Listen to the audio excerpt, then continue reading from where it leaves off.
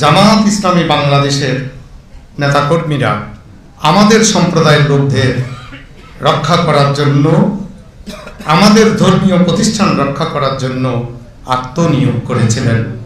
আমি আজকের দিনে সেজন্য কৃতজ্ঞতা জানাই। আপনারা জানেন, ঠিক পরপরই আমাদের সামনে জন্মাষ্টমী এবং দুর্গাপূজা এসে যায়। আমি গর্বের সাথে বলতে চাই, বাংলাদেশের স্বাধীনতার পর থেকে 2024 সাল পর্যন্ত প্রত্যেক বছর দুর্গাপূজায় দুর্ঘটনা হয়েছে, কিন্তু 24 সালের দুর্গাপূজায় সবচেয়ে কম ঘটনা হয়েছে। সেখানে জামাত ইসলামীর নেতাকর্মীদের ভূমিকা ছিল। আমি যদি নাম ধরে বলতে বলেন, আমি প্রত্যেক জেলা ওয়াইজ বলতে পারবো, কিন্তু আমি সময়ের অভাবে সেটা বলবো না। আমাদের এখনো পর্যন্ত আমি মহতারাম আমিরে জামাতের কাছ থেকে একটু সময় প্রার্থনা করে নিচ্ছি। আমি আশা করি উনি বিরক্ত হবেন না, কারণ উনি অনেক ধৈর্যশীল। আমি যখন এখানে দাঁড়িয়ে বক্তব্য রাখছি, সারা বাংলাদেশের সনাতনী সম্প্রদায়ের মানুষ এটা শুনছে। আমি সেজন্যই সারা বাংলাদেশের সনাতনী সম্প্রদায়ের মানুষের চাওয়া পাওয়ার কথা আপনার সামনে তুলে ধরতে চাই। কারণ আপনি যদি জানতে পারেন আমাদের চাওয়া পাওয়া, তাহলে আপনারা সেভাবে ভবিষ্যতের জন্য পরিকল্পনা করতে পারবেন। আমি আজকের দিনে আপনার প্রতি কৃতজ্ঞতা জানাতে চাই। যখন পঞ্চগড়ে নৌকাডুবি হয়ে আমাদের শতাধিক লোক মারা যায়, প্রত্যেকটি পরিবারের সেদিন দায়িত্ব নিয়েছিল জামাত ইসলামী বাংলাদেশ।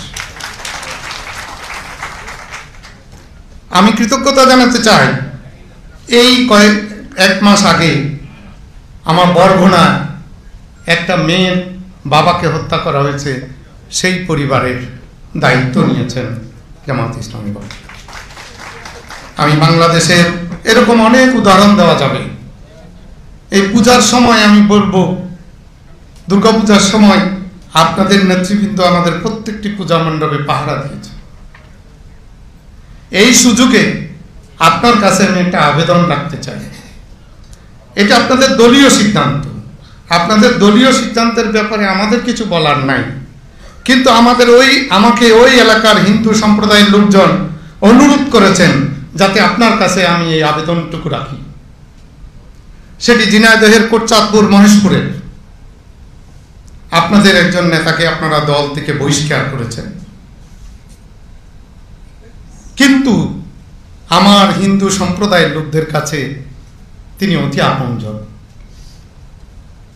তারা তাকে সুখে দুঃখে পেয়েছেন, তারা খুব ভালোবাসেন। আমি আপনাদের দলীয় ব্যাপারে আমার কিছু বলার নেই, তবু আমি আবেদন রাখবো বিষয়টি যদি বিবেচনা করা যায়, কারণ ওনারা আমাকে রিকোয়েস্ট করেছেন, আমার সম্প্রদায়ের লোকজন। এগুলো বলার অর্থ হচ্ছে আপনারা আমাদের পাশে থাকবেন, আছেন, ছিলেন। আমরা চাই, বুলবুল ভাই আজকে যে বক্তব্যটি রেখেছেন, আমি পুরো বক্তব্যের সাথে একমত ঘোষণা করেছি।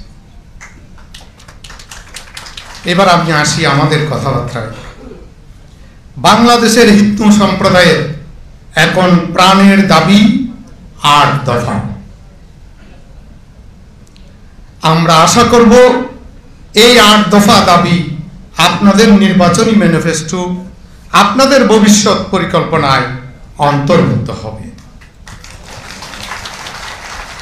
আমি 8 দফা ব্যাখ্যা করতে চাচ্ছি না।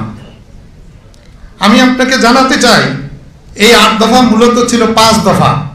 5ই আগস্টের পরে এসে 8 দফা হয়েছে। এই যে 5 দফা ছিল, আমি দুঃখের সাথে বলতে চাই আপনাকে, 2018 সালের নির্বাচনের সময় যারা ক্ষমতায় আসলেন, তাদের নির্বাচনী ম্যানিফেস্টোতে ছিল যে এই 5 দফা পূরণ করা হবে। আমরা 5 বছর দুঃখের সাথে লক্ষ্য করলাম আমাদের একটি দফাও পূরণ করা হয়নি। কিন্তু আমাদের সম্প্রদায়ের লোকরা তাদেরকেই ভোট দেয়। আরো বলতে চাই, 24 সালের নির্বাচনেও তাদের নির্বাচনী ম্যানিফেস্টোতে সেই একই 5 দফা ছিল, কিন্তু 6 মাসের মধ্যেও একটি দফা পূরণের আয়োজন আমরা দেখতে পাইনি। এগুলো আমাদের বঞ্চনার ইতিহাস। আমরা 53 বছর ধরে বঞ্চিত। আমরা আরেকটি দুঃখের কথা বলতে চাই, 53 বছর ধরে বাংলাদেশে আমাদের সম্প্রদায়ের লোকদের উপর যখনই কোনো নির্যাতন নিপীড়ন হয়েছে, মাহতারাম আমিরে জামাত আজকে আপনার সামনে বলতে চাই, একটি ঘটনারও আমরা বিচার পাইনি। এই যে বিচারহীনতার সংস্কৃতি, কোন ঘটনার যদি বিচার না হয় তাহলে তো ঘটনা বাড়বেই। তাহলে এদেশে আপনাদের ভাষায় ভিন্ন ধর্মাবলম্বী আমরা নিরাপত্তাহীনতায় ভুগব, আমরা আতঙ্কে থাকবো, আশঙ্কায় থাকবো, এটাই স্বাভাবিক। আজকে যে সম্প্রীতির বাংলাদেশের স্বপ্ন, যে নতুন বাংলাদেশের স্বপ্ন, যে একতার বাংলাদেশের স্বপ্ন, সেটা তো বাস্তবায়িত হবে না। 5ই আগস্টের পরে আমাদের বিভিন্ন মন্দিরে হামলা হয়েছে, বিভিন্ন বাড়িঘরে লুটপাট হয়েছে। আমি দৃঢ়তার সাথে বলতে চাই, কোন ধর্মপ্রাণ মুসলমান এটা করেনি, কোন মসজিদের ইমাম এটা করেনি, কোন মাদ্রাসার প্রিন্সিপাল এটা করেনি। কারা করেছে মাননীয় আমির এবং এখানকার নেতৃবৃন্দ আপনারা সবাই জানেন। তারা দুর্বৃত্ত আমাদের দৃষ্টিতে, তাদের বিচারটা আমরা চাই। আমি মনে করি না তাদের বিচার করার ক্ষেত্রে জামাত ইসলামী বাংলাদেশে কোনো সমস্যা হতে পারে। আমরা যে 8 দফার কথা বলেছি, সেখানে যে শত্রু সম্পত্তি, অর্পিত সম্পত্তি, আগের সরকার 15 বছর ধরে আমাদেরকে আশা দিয়ে কোনোদিন পূরণ করে নেয়, কারণ তাদের পক্ষে অসুবিধা আছে। আমরা বিশ্বাস করতে চাই জামাত ইসলামীর সেটা অসুবিধা হবে না। আমাদের এই 8 দফা মেনে নিতে জামাত ইসলামীর কোনো সমস্যা হবে না।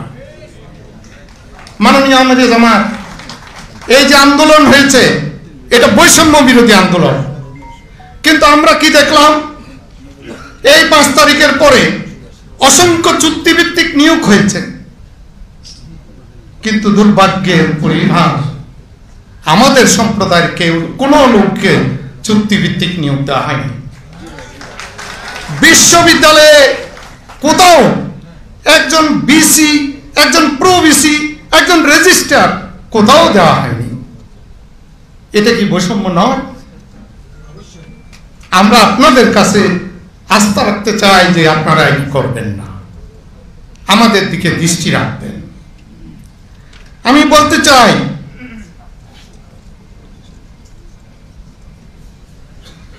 পাঁচ তারিখের পরে হঠাৎ করে কিছু পুলিশ অফিসারের চাকরি গেছে, সেখানে আমাদের সনাতনী সম্প্রদায়ের একটা বড় অংশ চাকরি হারা হয়েছে।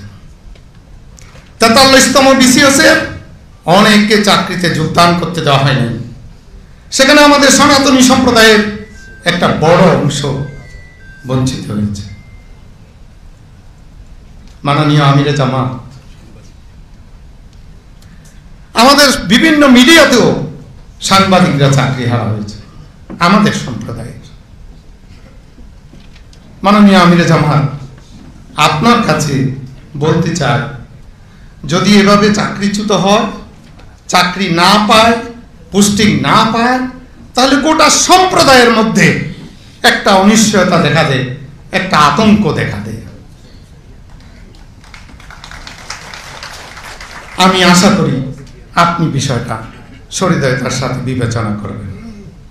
আমরা কি চাই? আমরা নিরাপত্তা চাই। আজকে যারা উদ্বোধনী সঙ্গীত গেয়েছেন, আমার প্রাণটা ভরে গেছে, যে ভেদাভেদহীন বৈষম্যহীন, আমরা এক ছাতার নিচে, এক সূর্যের নিচে, এক আকাশের নিচে, আমরা একই প্রভুর সৃষ্টি। কি সুন্দর কথা! আমরা সেটার বাস্তবায়ন চাই। মাননীয় আমিরে জামাত, আমি পূজা পরিষদের পক্ষ থেকে গত জানুয়ারি এবং ফেব্রুয়ারিতে সারা বাংলাদেশের 8টি বিভাগে প্রতিনিধি সভা করেছি। সেখানে আমাদের পূজা পরিষদের নেতৃবৃন্দ বিভিন্ন জেলায় আপনার নেতাদের, কর্মীদের আমাদের প্রতি নিরাপত্তা বিধানে, দুঃখে সুখে আপনাদের যে ভূমিকা সেটার প্রশংসা করেছেন। কিন্তু তারা উদ্বেগের কথা জানিয়েছেন নীরব চাঁদাবাজি। আপনি জানেন কারা চাঁদাবাজি করে। আশা করি আপনি এই ব্যাপারে ভূমিকা রাখবেন। 5ই আগস্টের পরে আমাদের সনাতন ধর্মের অসংখ্য শিক্ষককে শিক্ষা প্রতিষ্ঠান থেকে বের করে দেওয়া হয়েছে। এই আমি এখন বক্তব্য রাখতেছি, 3 দিন আগে সীতাকুণ্ডুতে একজন শিক্ষককে জোরপূর্বক স্কুল থেকে বের করে দেওয়া হয়েছে।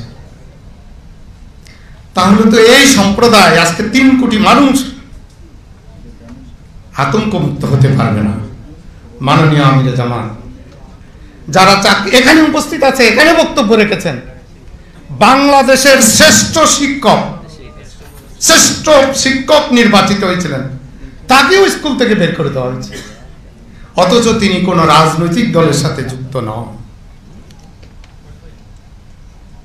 আমি অনেকক্ষণ সময় নিয়ে নিয়েছি। মাননীয় আমিরে জামাত, আমার বন্ধু মাসুদ ভাই বারবার বুঝতে পারতেছি, কিন্তু এই কথাগুলো আমাদের বলার, আমি সময় পেলে আরো বলতাম।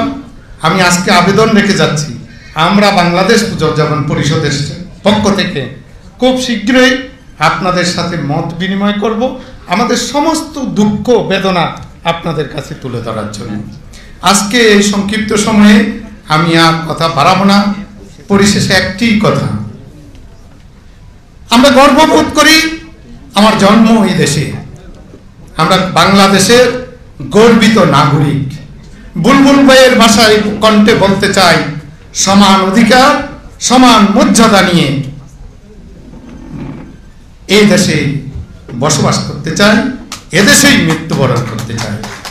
ভালো থাকবেন, সুস্থ থাকবেন।